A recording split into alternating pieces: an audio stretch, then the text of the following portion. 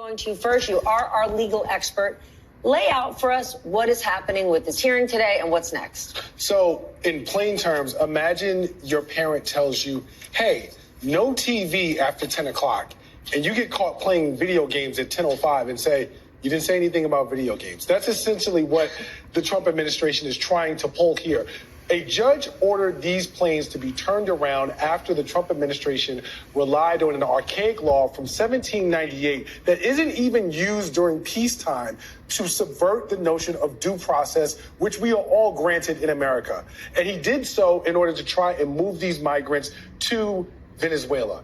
The judge said from the bench, hey, you've got to turn these planes around. And what this administration is trying to argue now is, well, they were in international airspace by the time that order came down. By the way, if it had been written, it would have more credence, which is not a thing, by the way. If a judge makes an order from the bench or in writing, it is an order that must be followed. Earlier today, Rachel Maddow reported about the use of a wartime law that Donald Trump is using to get terrorists out of our country. Our President Donald Trump has rightly assumed that the Tren de Aragua and other gangs coming from Central America are in fact invading our country. Scott Perriman, President and CEO of Democracy Forward. You are a very, very, very busy woman, and this is a very busy organization that you are running. Thank you for taking time out tonight to help us understand this. We appreciate it. Thanks for having me. This story on the Trump administration newly testing the power of the courts, sometimes appearing to openly defy them, facing legal, nonpartisan, and liberal criticism because of the move here over the weekend to go forward with deportations despite what appeared to be clear orders from a federal judge. This clash right now, and I'm going to walk you through it, it does raise the prospect of the Trump administration deliberately defying court orders. Now, that claim itself is part of the dispute.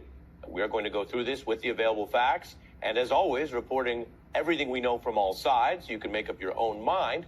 But there are valid questions here about whether this is now, and I'm going to say it plainly, an intentional autocratic effort by the Trump administration to break the law and then violate judicial orders that enforce the law they are accused of, and in some cases, according to judicial findings, having been found to have broken.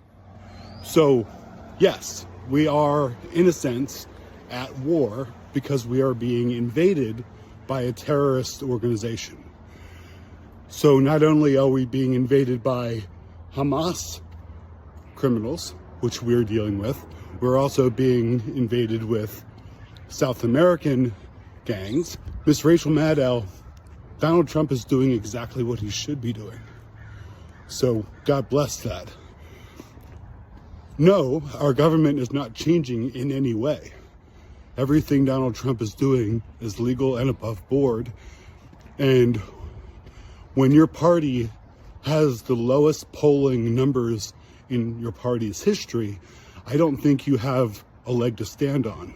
When Donald Trump's polls are as high as they've ever been, coming from your own sources, which, you know, if liberals are saying Donald Trump is doing exceedingly well, then I bet he's doing a lot better.